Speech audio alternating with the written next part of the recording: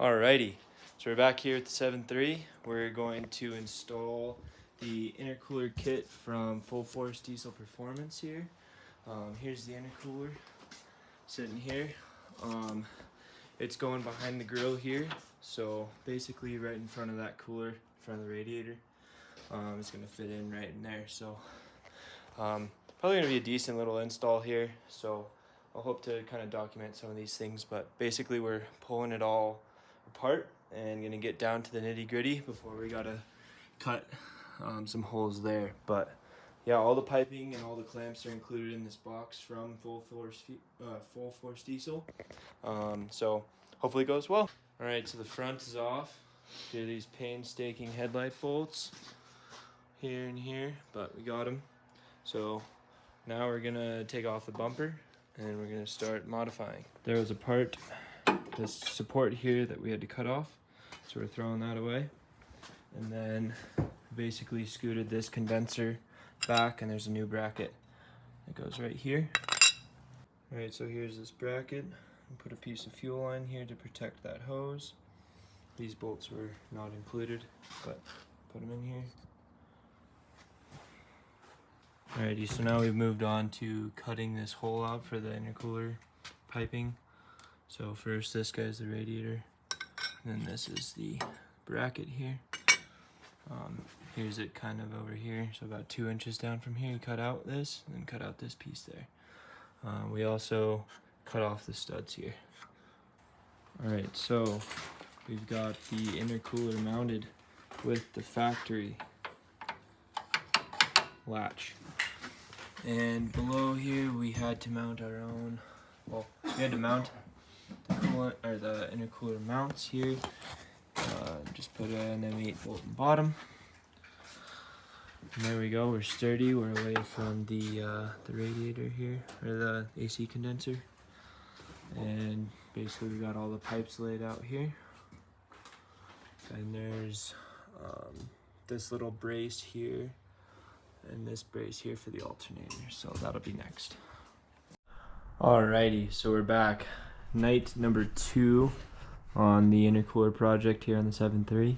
So basically I've got the pipes labeled 1 through 4, the odd pipes being 1 and 3 on the right side, and the even pipes 2 and 4 on the left side here. So basically it routes through this hole here, and then same with this side here next to the coolers here. So if you remember, we cut this guy out here, and basically now we're gonna connect this pipe up here to the to both of the banks, the left and the right bank, and connect the V-band turbo to this number 2 pipe here, and slide it right through here back to here.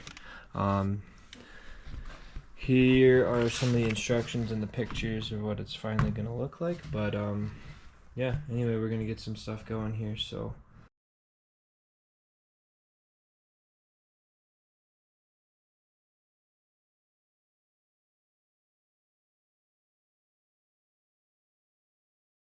I made this cut here to fit the intercooler piping back through here.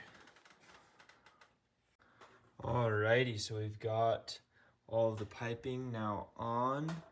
We've got both of these supports. All the clamps are on and tight here. We've got the intake back on, and it's all routed up to the intercooler here. Everything works, it's not touching. It's quite nice. It's tight fitment, but it works well, you know, so anyway. So that's basically it for all the piping. Now we've got to reassemble the grille and the headlights.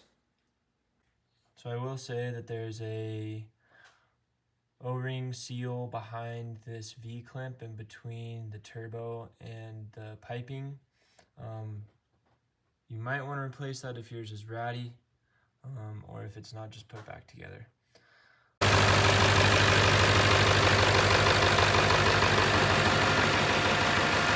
Alrighty, everything's put back together, and The intercooler is fitting behind here. You can see it, so it looks pretty cool in front of there. But yeah, all the piping's in, all the nuts and bolts are back on, and yeah, successful project.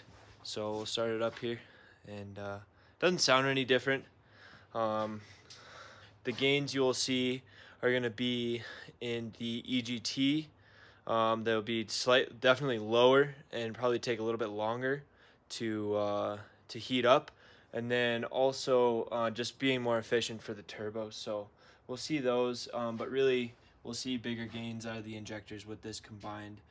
This is the hot side and this is the cold side. When it is running and it is warm, you can feel the hot pipes, and you can come over here and put your hand on the cold pipe and you can definitely tell the difference. So yeah, the cold pipe is very is much cooler than the hot pipe. In fact, almost cold. So all right, we're gonna start it up here and just show you what we're looking at.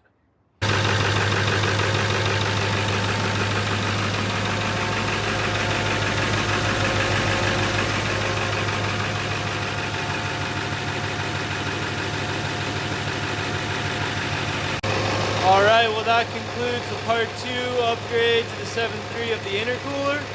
Let me know if you have any questions in the comments below. Sorry for not the absolute best video here, but did the whole job and it's all good, so that's what matters. So anyway, stay tuned for more content. Thank you. Have yourself a wonderful day.